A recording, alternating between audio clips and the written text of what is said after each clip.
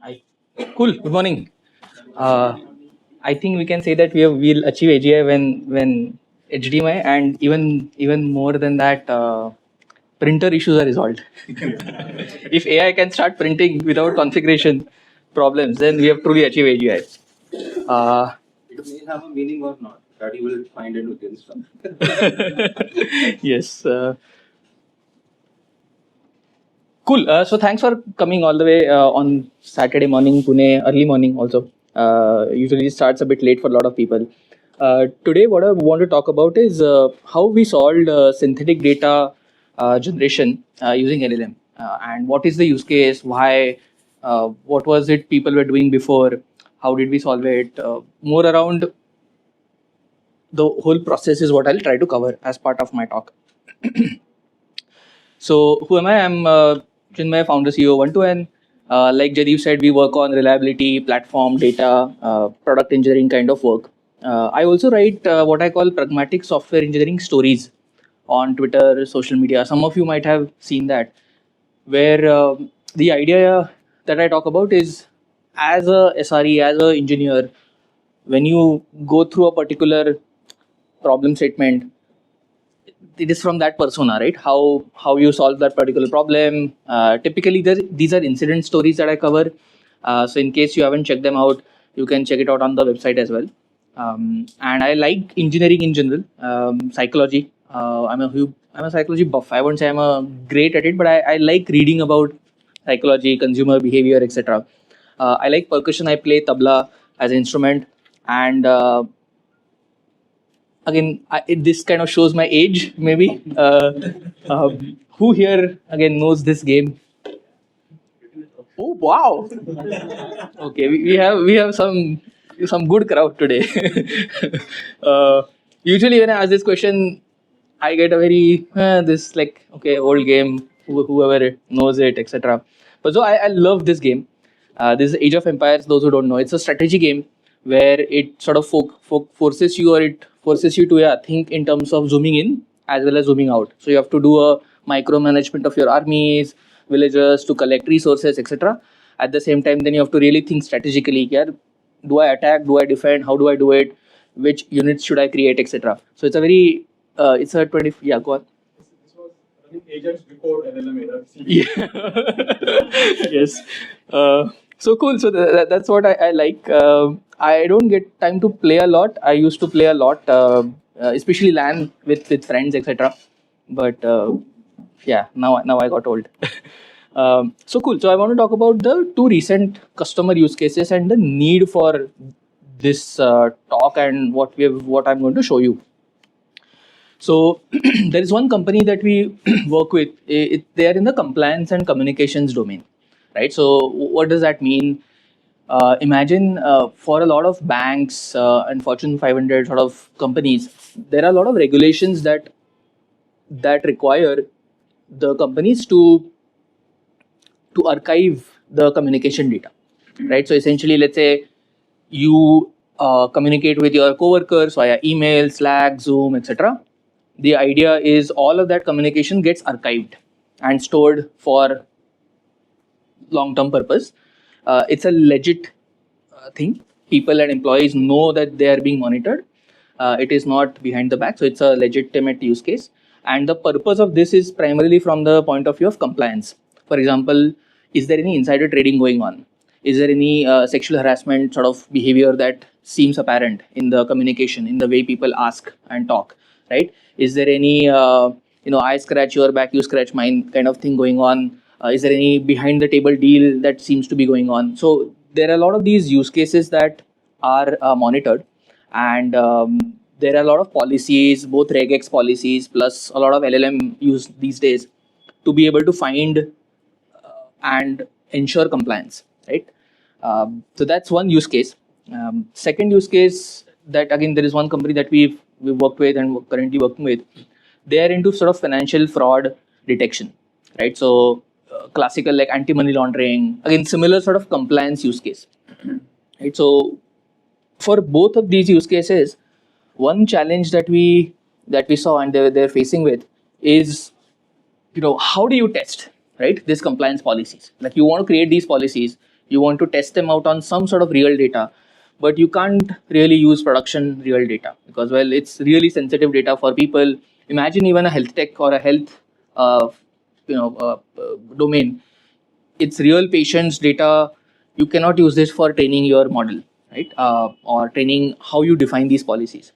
So this was a big challenge that we couldn't use production data for testing, but that is something that they wanted to do, to be able to create better policies, to be able to find more edge cases and things like that. So what are the potential options, right? Obviously, like I said, one is you can use production data for testing, but only in case of a non-PII data, right? If you're dealing with a pure a data that cannot identify any personally identifiable information, or is not sensitive, then it's okay to, you can typically, what you can do is you can mirror production traffic to your staging or UAT or whatever cluster, run some policies, run historical policies, run models, check the previous behavior and whatnot, right? You could do all of that for a non-PII data.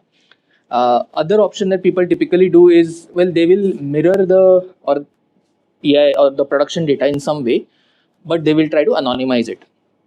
And anonymize meaning you try to replace your PII with some random names, for example, right? Or you replace the actual user information, Aadhaar card, PAN card, whatever the PII you might be storing, with some random numbers again, right? Then you might feel that's a pretty good idea. Like, actually, that's, that just solves the problem, right? Why do we even need synthetic data? Now, anonymization by itself, if you just do a plain dumb replace, it has its own kind of challenges. It's not as forward or as easy. So what are these challenges? One is you you cannot really correlate the data. Like, if you just replace some user's info with some other info, like some random numbers, your domain model can be complex or will be complex, right? It will have your customers. Let's say e-commerce, if we take a case, right? You have your customers' orders, then there is payments, then there is returns, there is refunds, there is history. You will have to really coordinate the replacement and anonymize the data across all of these domains, and doing this in a manner where the anonymized data finally is actually useful is fairly hard problem. Then your production data, in case of a lot of cases, will or may have biases, right? You have a particular geography, you have a particular sort of racial data, and then if you just try to define policies, etc., just based on that, then your models and whatever that you do is going to be biased in that manner. Similarly, anonymization is not also foolproof. There have been multiple cases. Again, if you Google, you will find multiple cases that 2017, 2018, there was one case where people tried to anonymize healthcare data or patient data and just replace patient's name, PII, in whatever form. But and they were training some things using that. What other folks were able to do is, based on this anonymized data, they were still able to find profiles of actual people by correlating them, because these are very rare diseases that for a particular geography, right? And then they were able to find via other social media, and correlation means that you are really talking about this kind of user set, and that was a very big problem, that you cannot truly anonymize the data, right? There is data leaves this fingerprint in some way or the other. Typically, location data, if you want to simulate, you cannot just randomly have a latent long, right? It follows a particular pattern. If it's a time series data across a location, then it's harder to sort of anonymize. Also, the cost and speed of anonymization, again, you are mirroring production data, doing all of this in anonymization, etc., is going to be taking some time, and there is also security issues, etc. You may also miss missing edge cases. There could be edge cases that you will miss because, again, same production data will typically mirror real world traffic, but it may miss edge cases that your model may be biased to. So that's where I think there is the need for synthetic data, right? Like, why do you need synthetic data? Is for solving these kind of cases. So you can simulate edge cases, you can kind of reduce bias. You don't need an example data set. Typically, for production anonymization, you have the production traffic, and only after that you can mirror, and you can anonymize it. But here you can actually create a fake synthetic kind of data and the cost and speed, it's kind of at your disposal how you want to do this. So what were people doing before GenAI and the whole LLM tools, etc. Right? So there is a lot of, again, who here has had to deal with something like this. You may have used one of these faker libraries, right? A lot of you, right? So every library has every language almost these days has a faker library which allows you to randomly generate like usernames, addresses, whatever you might have, right? And you can also write your own data generator. It's pluggable that way. I want to, for example, generate particular type of data which is combination of some specific things. You can write your own faker function for that, and you can just call that function and it will generate that type of data for you. So then if you have faker and friends, why LLMs, and what can GenAI in a way do more, right? Why don't we just use faker and then generate data that way? So couple of cases that we felt, one is this whole, like with LLMs you can kind of generate code, right? So you can with you can also generate schemas dynamically. For example, I could prompt an LLM and say, hey, give me some data set or design a table structure or schema structure for a fintech use case, or for a particular health kind of profile use case. With that, then you can do a lot of you can give the power in kind of user's hand, whoever is using these tools. They don't have to write a code for all of these cases. They can prompt and get a reasonably exhaustive schema set, and you can modify that schema set, you can create libraries of that, etc. It can be kind of a no-code solution for a lot of non-tech folks of sorts, and again allows you to have a faster iteration feedback loop, whatnot, right? So what we and again you might say, okay, we ended up building something using this. So one first question is, before we build, was there no other tool that available like this already, using again LLMs plus faker plus that kind of thing, right? So yes, there are a few of them, and we evaluated somewhat for our use cases, these two use cases, and in a way the answer is also no. Like, what, after some evaluation we felt like, I mean, I would spend a good amount of time customizing what I'm looking for in some of these tools, versus then what if we could actually, what minimal looks like for our use case. We know what do we want from a particular type of data. So why don't we kind of wipe code it, right? So that's where the background of why even build something like this. So I'm going to go and quickly show a demo on what is it that we have. I hope you are able to still see the screen, right? So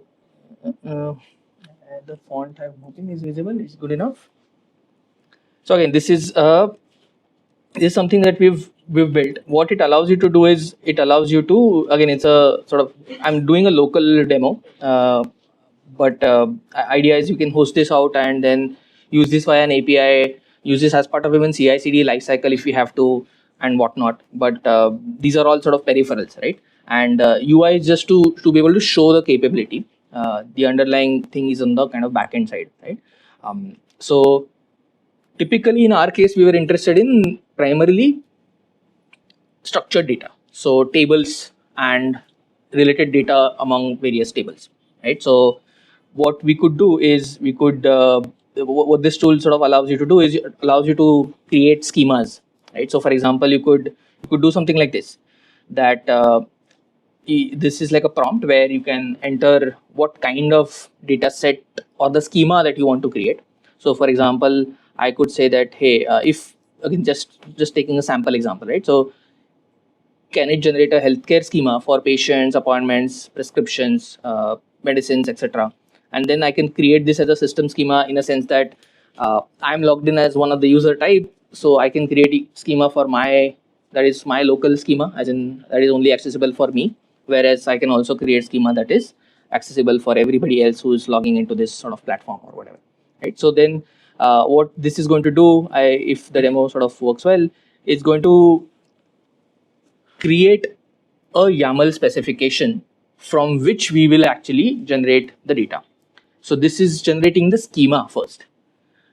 Before you generate the data, you need to kind of simulate the schema that, hey, there's going to be like patients data, there's going to be appointments, there's going to be prescription. So it has to generate some fields for each of these sort of entities or tables. And it's going to then have a relationship. Like a patient may have multiple prescriptions. They may have had multiple appointments in the past. Typically, appointments would have had, you would not have an appointment every day, like 10,000 appointments a day, right? It has to sort of understand this kind of nuance and accordingly determine what type of appointments I should create. So in this case, this is the schema that it created. This is a way to visualize the schema. If I were to show you like a simple visualization is, okay, this is very simple kind of data set. So you have a patient and an appointment ID relationship. You have a prescription for a patient, and the prescription has a date, whatever medication name, dosage, frequency. All of this is created given what was the use case. Obviously, you may not be satisfied with something like this. Like, I need an insurance as a separate thing because it's the whole claim management process that I want to run some policies on or do something. So I want to generate a lot of event, specific things on that. So you could always modify this prompt. You can add something. You can reference a particular specific field or a table and say expand this into its own one-to-one relationship or whatever. So essentially, you are describing the characteristics of the schema as part of this, and the idea is to create a overall schema, and this is just a simple way to visualize this as a ER diagram of sorts. Right now, once you have this, what you can do with that is then once you're satisfied, let's say with your schema, that this is what the schema should be for simulating my data, then you can generate the data. And here then you can say, okay, how many records do I want to generate for whatever entities, right? Ignore this fraud rate and these kind of things for now. These were some specific for this financial fraud kind of data. So we had some special cases built in that we want to simulate a 0.05% fraud rate in the overall data set, right? Because you don't want to just generate, let's say if you're talking specifically financial data, fraud data, you don't want to generate all frauds. It's not like useful, right? You want to, frauds are kind of a needle in a haystack, right? So you want to have some, you can control these percentages, you can control a bunch of other distributions and whatnot. So we could do a lot with this. But the idea is you can generate this into a CSV format, or in our case, what we ended up using is we ended up creating like a database in itself. So let's say if I just say, hey, I mean, what it does is it generates some data. It's going to generate 1,000 records, and it's a job that runs in the background, and it's going to just generate whatever, 1,000 patients, 1,000 appointment prescription. Right now, we did not configure it at all with anything that a patient will have. Like looks like maybe it will create one appointment per patient or something like that, right? So we did not prompt it, or we did not configure it, the distribution, the relationship between entities as much. That's why it's just doing whatever the default that it thinks it should do, right? But with this, we can then kind of view the data set. Yeah, you will see this sort of, it created a bunch of patient IDs, appointment IDs, the date, and these are kind of random numbers between some date range. You can do a lot with customization configuring this, and whatever, what was the appointment type, whether it was an emergency, special visit. So you see, it is without a lot of input, it was able to kind of generate decent enough data that at least gets you started, right? And obviously you can customize it to the level that you want by adding more and more sort of conditions, checks, balances and whatnot, right? So so this is sort of patients, then again you have names, whatever, gender, phone number, whatever, like some address, whatnot, right? So this is overall the various sort of data sets that you could do, and the way schema works. So one thing that I want to show is maybe move back to the presentation. So essentially, how this works internally. So far, like any thoughts, any questions so far? Yes. How do we identify if there are any inherent biases in the underlying system, and how do we remove them in such a way? Yeah, so this is a I wouldn't say it's a solved problem with this. It's a open-ended problem still. So uh, you will have to I guess put a lot of effort in making sure the data that is generated. I'll cover how it uses it internally, and then you can potentially hook into and see where if there is any bias, if there is a way to reduce that. But the usual answer, I wouldn't say it is still prone to the similar sort of biases.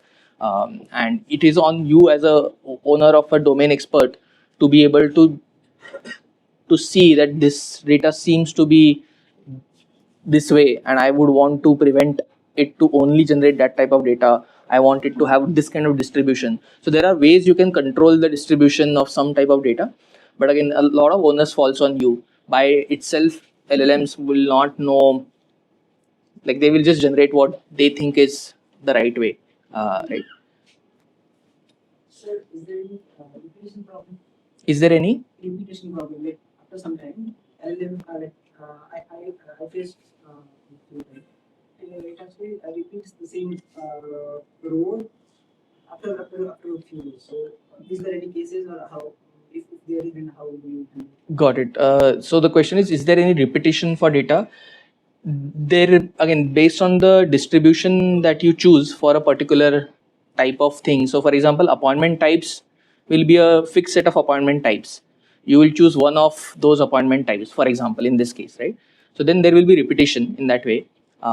But otherwise,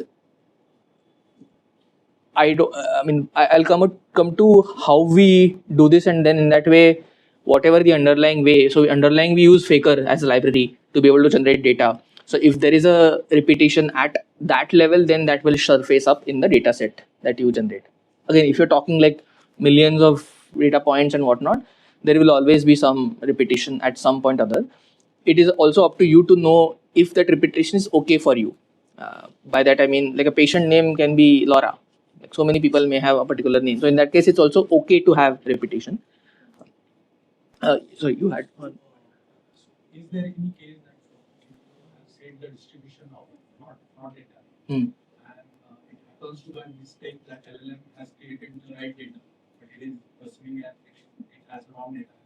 How do you handle that?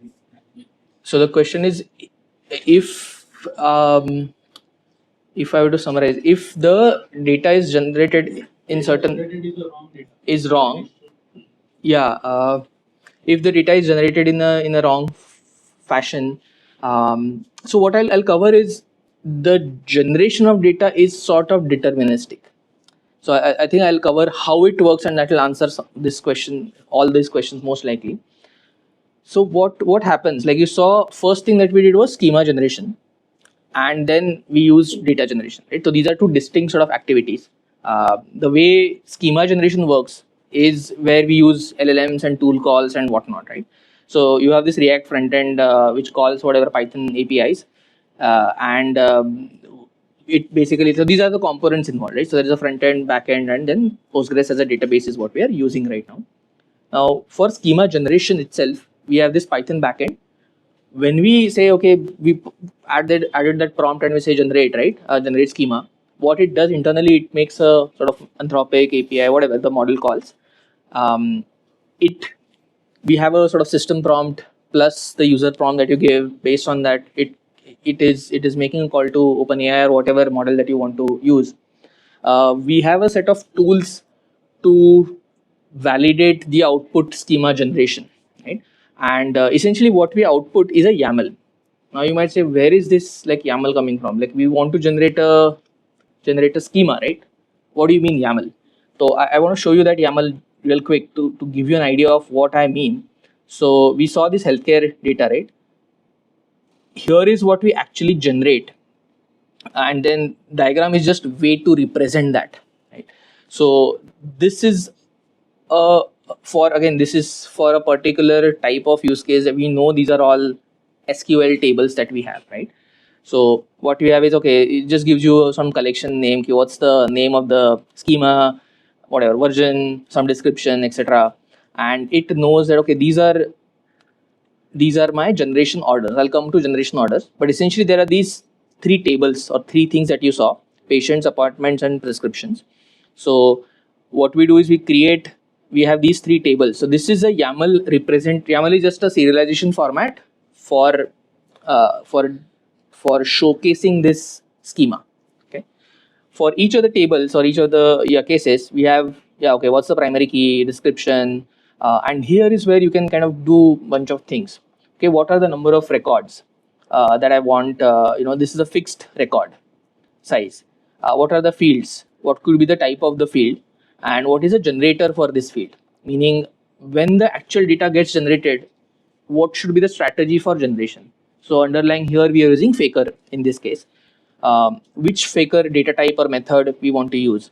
This again allows you to customize. If you have your own generation function, you can use this function here.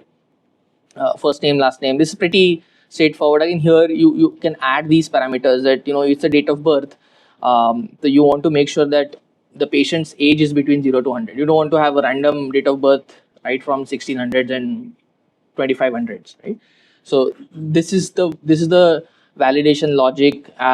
Here it's a very dumb random distribution. For example, it will just be a random between 0 to 100. You could also add a particular type of strategy, for example, to be able to create, again, all of these are now faker specific things, right? You could do things like, I want to generate more older generation, like people who are old. I want to have that kind of distribution more in the data. So you could tune this to be able to generate more data in that order. Similarly here, what could be the distribution for gender, blood type? You see, with just a simple sort of prompt, we are able to at least like understand and create at least some bit of different type of data with very less effort, right? So that's one of the idea.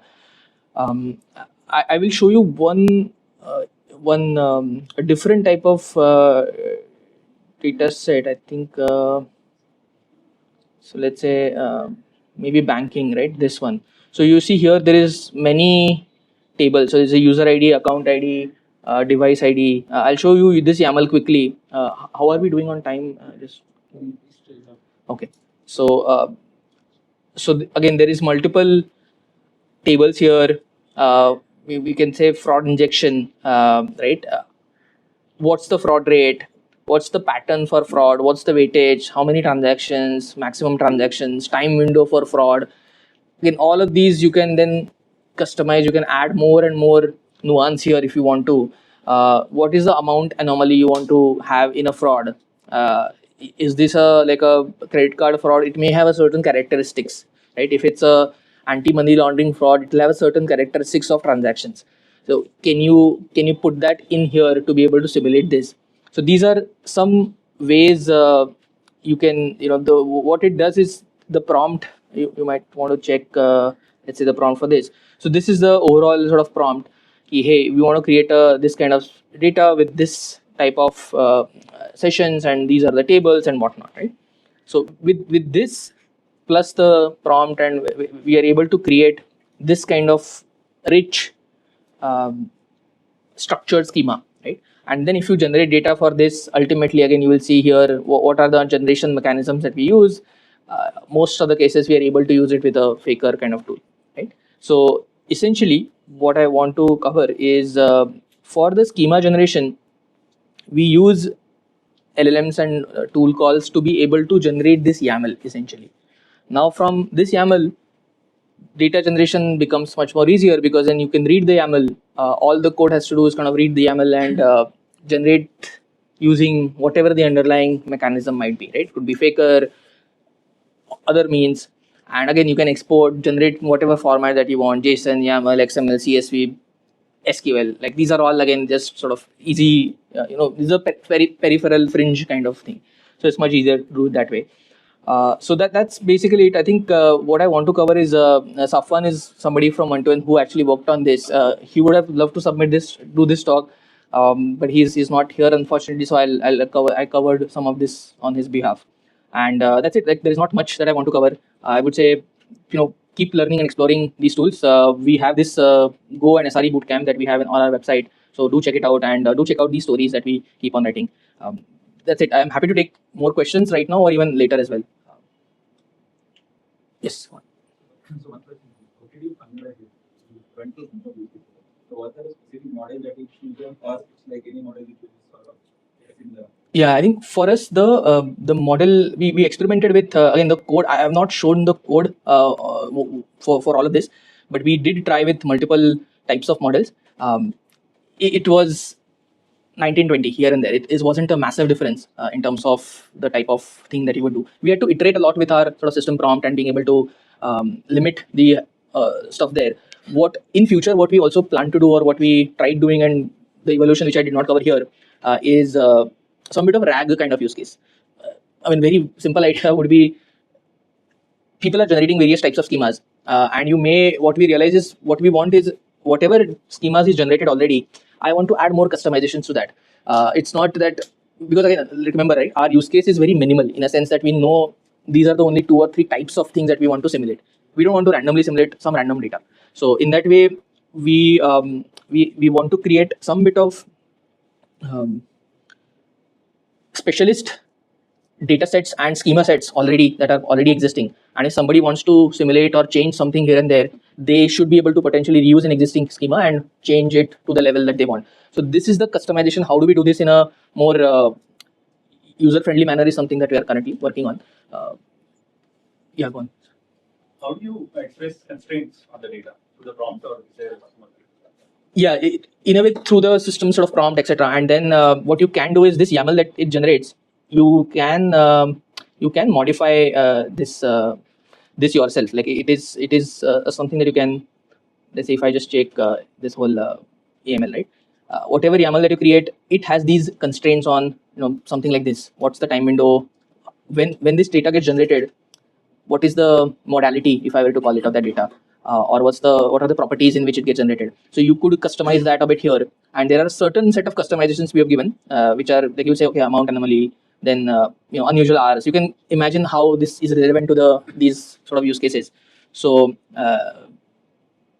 if you want, you can these are some of, you can add more and more of these customizations, and accordingly then your data generation will use these to restrict the data in a particular structure and a format, and with that particular modality. What we do not do, just want to make it clear, we don't generate the data via LLMs. It's all deterministic tools, fakers and friends, they are generating the data.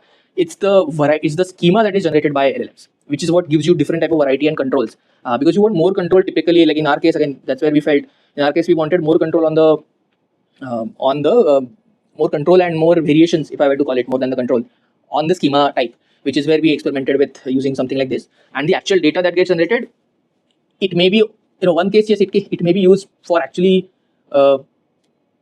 tuning the models or actually running the models, etc. That's one use case. One major use case is to just actually demo or do something for different use cases, to show it to potential users. Say if I'm talking to a sort of a bank, right, and they want to see, okay, you have this model, how does it actually help me find frauds? Show me some examples. So that's where we can't use real world data. So which is where creating this almost like a data that satisfies this criteria of sort was the use case, and which is where then this kind of helps.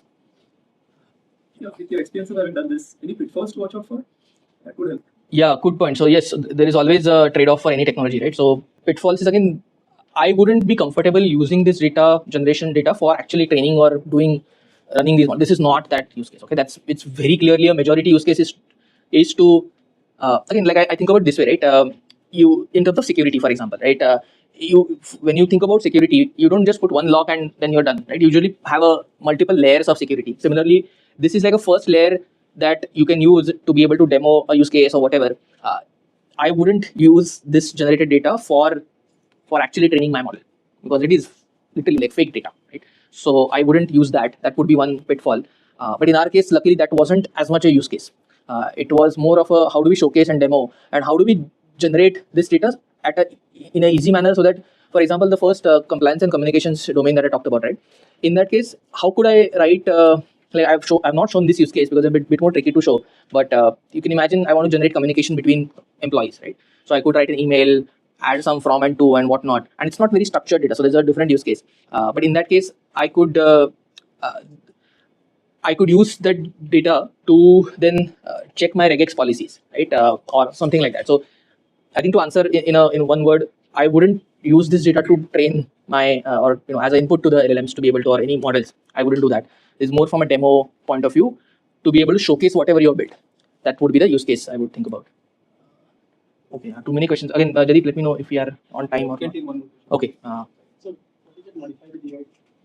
I mean, that it gives you the same prompt, and then you can add these directives or whatever. This is just one feature that we tried, where, for example, for account, I want to I want to modify the account in some way. For example, where is that accounts, right? So if I check the accounts table, it it does not.